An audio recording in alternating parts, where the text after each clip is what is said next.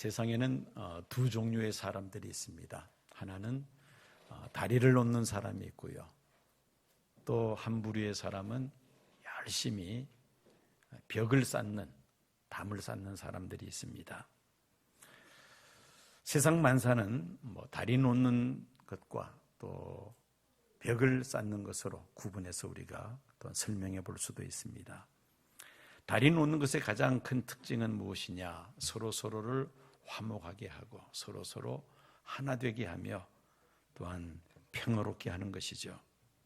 다리 하나를 세움으로 인하여 이 절벽과 절벽 사이를 연결시켜서 안전하게 건너가게 하는 역할을 합니다. 또 육지와 섬을 다리를 연결해서 섬에 가는데 마치 그냥 육지 연장선상으로 이 다리를 통해서 건너가게 되죠.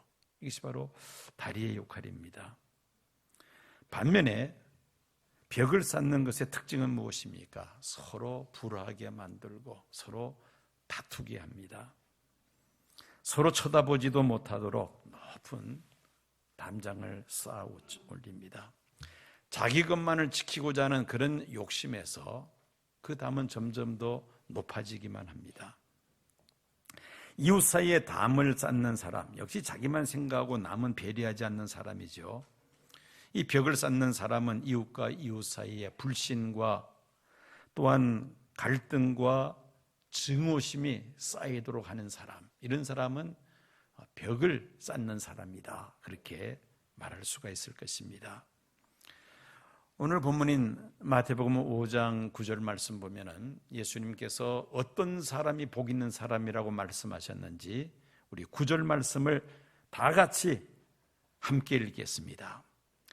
화평하게 하는 자는 복이 있나니 그들이 하나님의 아들이라 일컬음을 받을 것이며, 이 화평 뒤집으면은 평화입니다. 같은 뜻이죠. 이 평화라는 단어는 전 세계인이 갈망하는 그런 단어입니다. 특별히 유대인들에게 있어서는 가장 즐겨 사용하는 단어가 바로 샬롬, 평화라는 뜻을 가진 이 샬롬이라는 인사말입니다. 그들은 만났을 때도 샬롬으로 인사를 하고 헤어질 때도 샬롬으로 인사를 합니다. 우리나라가 참 보릿고기가 있을 때, 먹기 힘들고 어려울 때에 그때 만나면은 뭐라고 인사를 했습니까? 식사하셨습니까? 연세 드신 분들한테는 진지 드셨습니까? 나이 어린 사람한테는 밥 먹었냐?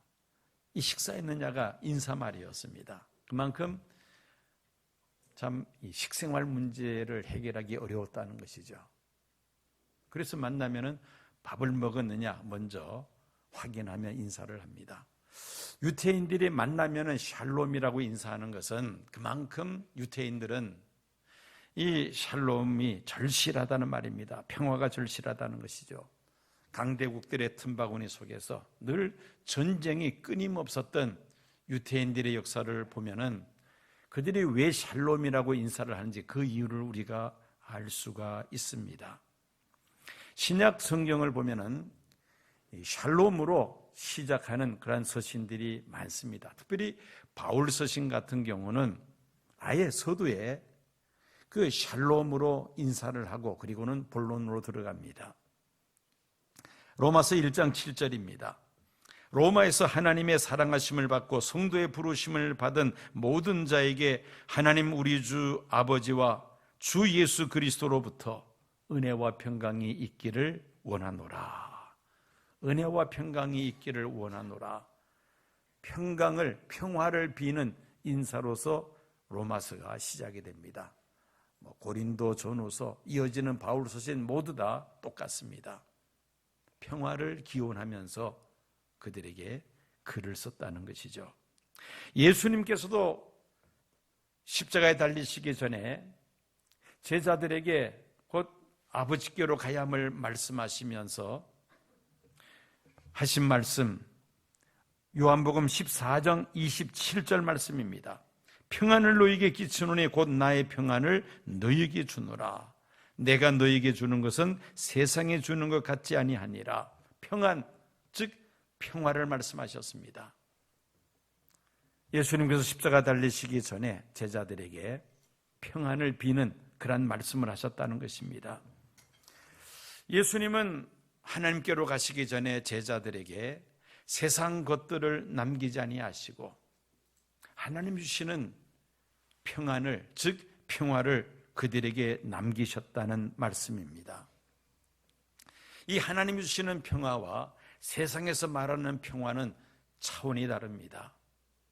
주 1세기, 2세기경에 강력한 로마 제국의 지배 밑에서 유지되었던 그 당시 평화 시대를 팍스 로마나라고 말합니다. 팍스 로마나, 로마의 평화라는 그런 뜻입니다. 그 당시 로마 제국 치하의 모든 나라들이 상업 무역이 번창하였으며 또 일시적으로나마 태평성대를 누립니다. 아우구스투스 황제가 로마 제국을 다스릴 주 1세기, 2세기경에 그런 시대가 있었던 것이죠. 그래서 그 시대를 팍스 로마나라고 말합니다. 이 평화는 그 강대한 무력을 가지고 있었던 로마 제국에 의해서 평화가 유지되었다는 것이죠. 그러나 그 평화는 일시적인 평화였습니다. 성경에서 말씀하고 있는 평화는 인위적인 평화나 정치적인 차원에서의 평화, 또 아니면은 어떤 막강한 무력 때문에 잠시 누리는 평화, 그런 평화를 말하는 것이 아닙니다. 하나님께로부터 오는 평화이죠. 영원히 지속되는 평화를 말하는 것입니다. 오늘 예수님께서 하신 말씀, 산상수훈 가운데 9절에 있는 말씀, 화평케 하는 자, 이 화평케 하는 자라는 말은 우리 다른 한글 번역을 보면은 평화를 만드는 자 또는 평화를 이루는 자라고 이렇게 번역을 하고 있습니다. 영어 성경을 보면은 peacemaker라고 번역을 하고 있습니다. 화평케 하는 사람이란 어떤 사람이냐? 단순히 나 자신의 평화로 인해서 행복을 즐길 뿐만 아니라 다른 사람들로 하여금 평화를 누리게 하는, 평화를 만드는 이런 사람들이 바로 화평케 하는 자라는 말씀입니다. 자, 이 화평케 하는 자가 되기 위해서는 세 가지 조건을 갖춰야 합니다. 첫째는 하나님과 관계에서 평화를 누릴 수 있어야만 합니다.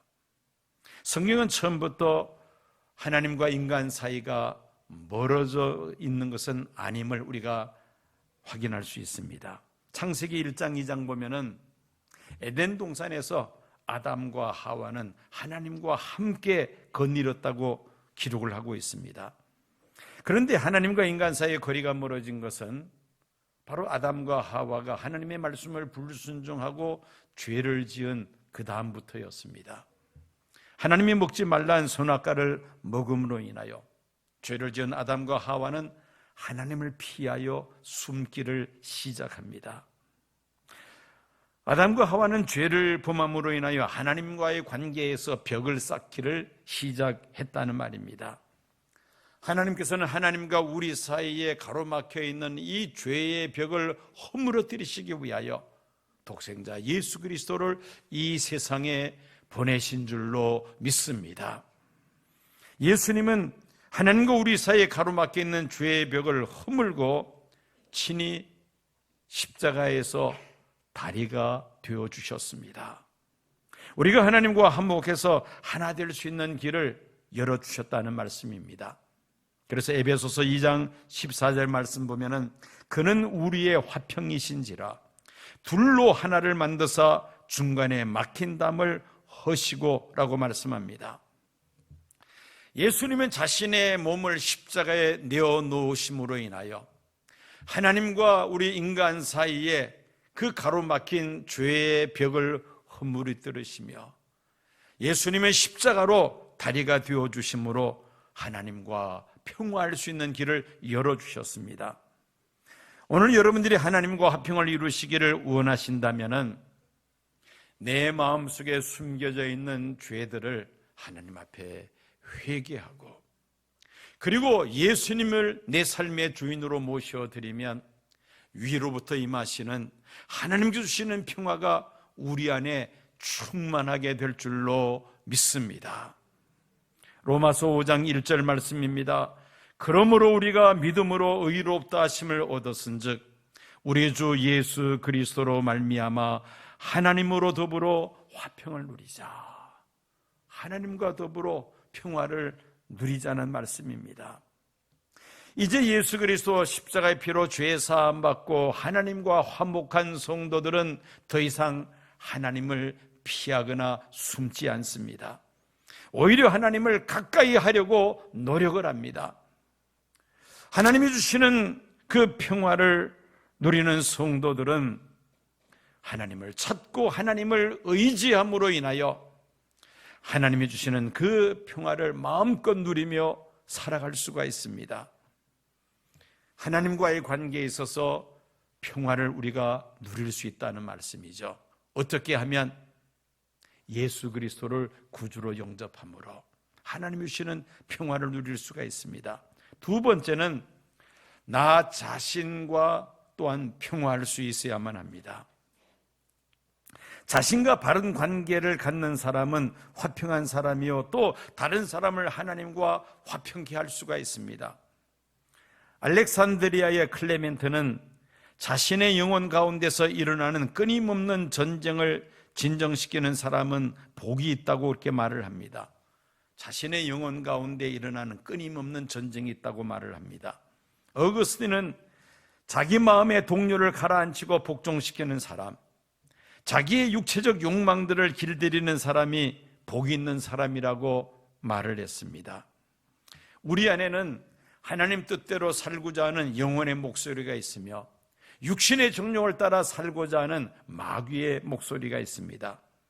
우리 내부의 평화가 이루어지기 위해서는 영혼이 육신을 이겨야만 합니다.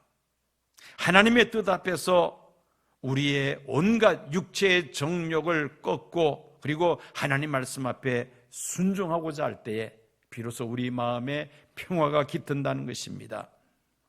무디 목사님이 친구에게 성경책을 선물하면서 그 성경책 앞쪽 빈 페이지에다가 이렇게 메모를 했습니다. 앞으로 당신 앞에는 두 가지 가능성이 있습니다. 이 성경책이 당신이 앞으로 짓게 될 죄악으로부터 당신을 떼어놓든지 아니면은 당신이 짓는 죄 때문에 당신은 이 성경으로부터 멀어지게 되든지 둘 중에 하나가 될 것입니다. 그런 글을 써서 선물로 주었다는 일화가 있습니다. 성경책을 읽을 때에 내가 이렇게 많은 죄를 짓고 사는구나 하면서 자신의 죄를 회개하고 하나님께 더 가까이 나가는 사람이 있는 반면에 내가 이런 죄를 짓고 살아가니까 나는 하나님을 섬길 수가 없어 라고 생각하며 하나님과 멀어지는 사람이 있을 수 있다는 말입니다. 그렇습니다. 우리가 하나님의 말씀을 따라 살지 않으면 죄악이 우리를 지배하게 되며 우리를 삼키게 됩니다. 하나님과 하나님 말씀으로부터 멀어지게 되죠.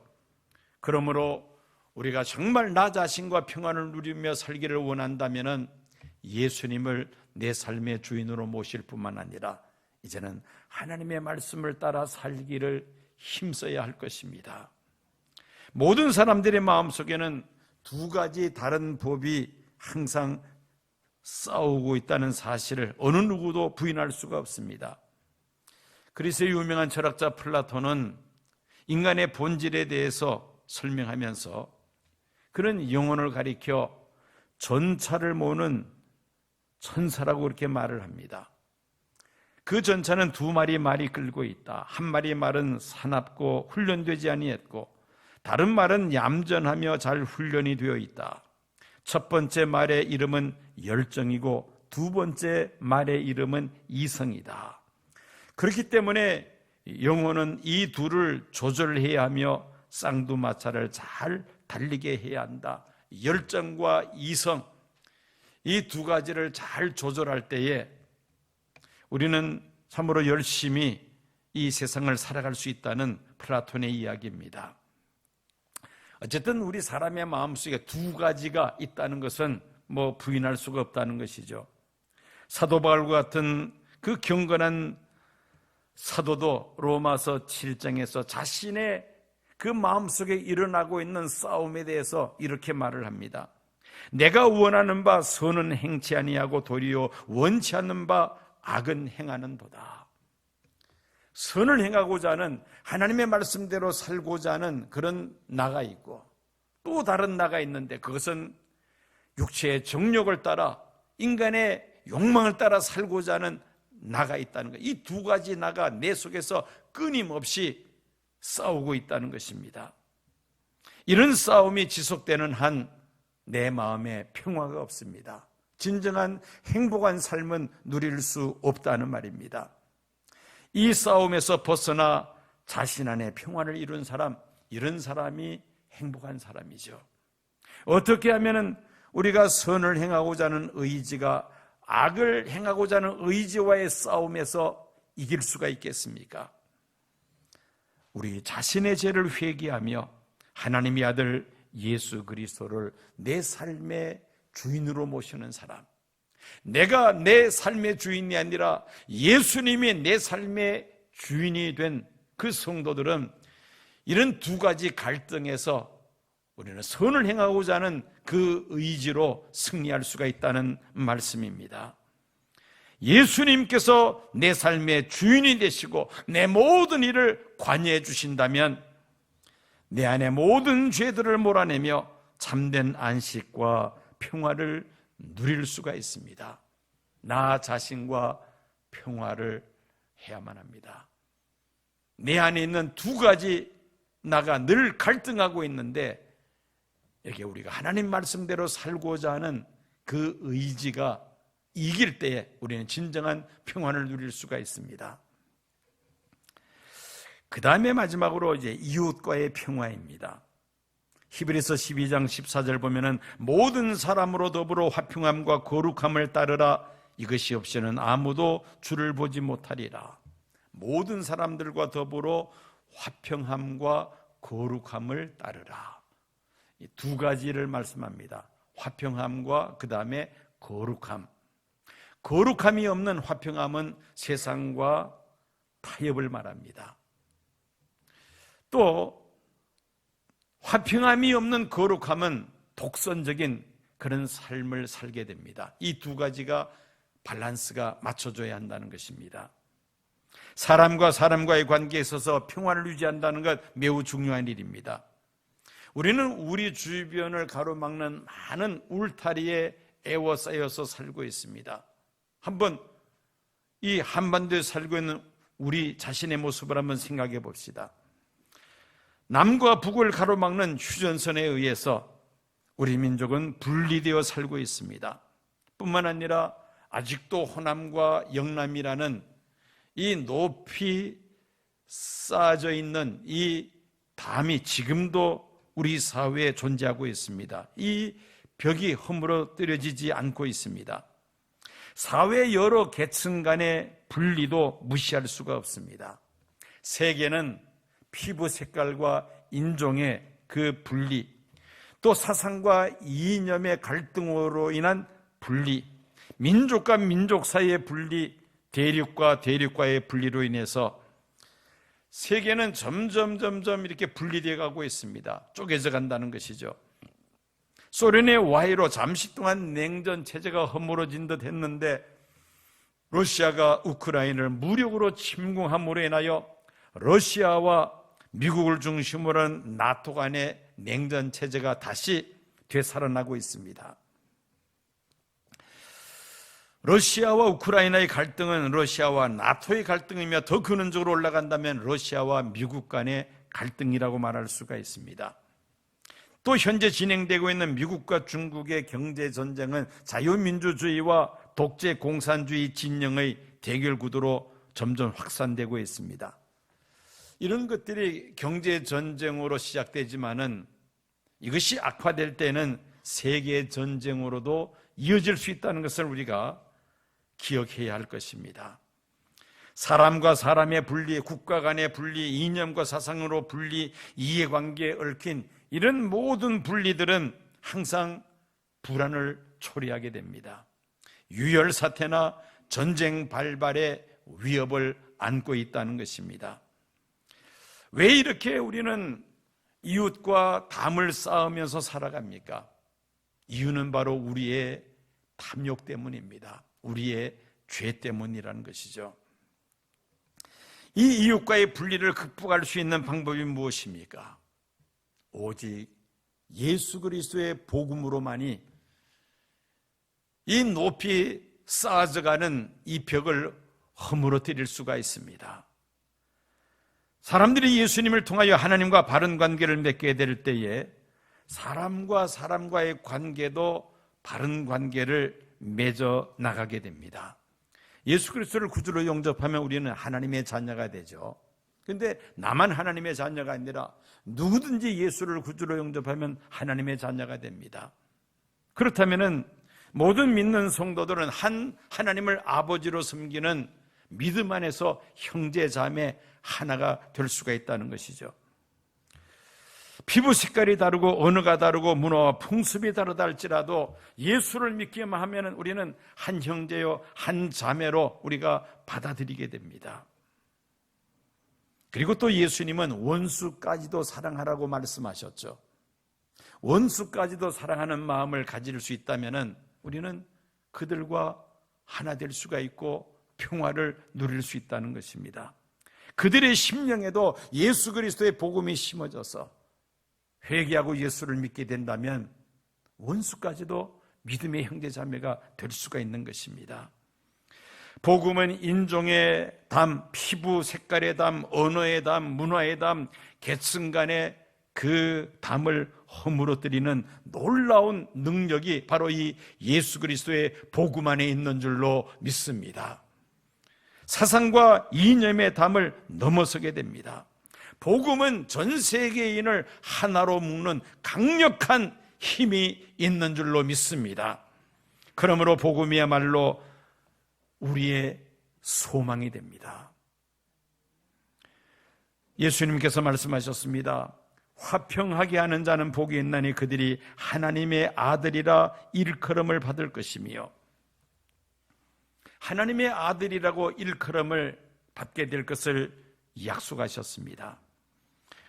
어느 역사가의 연구에 따르면 지난 4,000년 동안 인류 역사 속에서 전쟁이 없었던 기간은 300년에 불과하다는 그런 발표를 한 적이 있습니다. 즉 인류의 역사는 전쟁의 연속이라는 것입니다. 우리 기독교에 두 가지 대표적인 전쟁의 역사가 있습니다. 하나는 십자가 전쟁이었고 두 번째는 십자군 전쟁이었습니다. 십자가 전쟁은 예수 그리스도에 의해서 2000년 전 골고다 언덕에서 일어났습니다. 십자가 전쟁은 다리를 놓는 전쟁이었습니다. 하나님과 인간 사이에, 인간과 인간 사이에 도저히 인간의 힘으로서는 건널 수 없는 그 절벽 사이를 이어주는 다리였습니다. 자기를 죽이고 이웃을 살리는 전쟁이 바로 십자가 전쟁이었습니다. 선으로 악을 이긴 전쟁이었습니다. 이 십자가의 전쟁으로 인류는 비로소 평화를 맛볼 수 있게 된 것입니다. 예수 그리스도의 십자가의 죽음을 가리키는 것입니다. 또 하나의 전쟁은 중세에 있었던 십자군 전쟁이었습니다. 이 십자군 전쟁은 로마 교황청에 의해서 일어난 전쟁이었습니다. 당시 예루살렘을 지배하고 있는 이슬람들을 죽이고 그리고는 평화를 얻겠다는 명분의 전쟁이었습니다. 결국은 이 십자군 전쟁은 인류 역사에 있어서 큰 오점을 남기게 되었습니다. 하나님께서 기뻐하시는 방법이 아니었기 때문이죠. 무력으로 평화를 얻고자 했다는 것입니다. 여러분, 평화는 인간 스스로 만들 수가 없습니다. 인간의 힘으로서는 얻을 수 없다는 것이죠.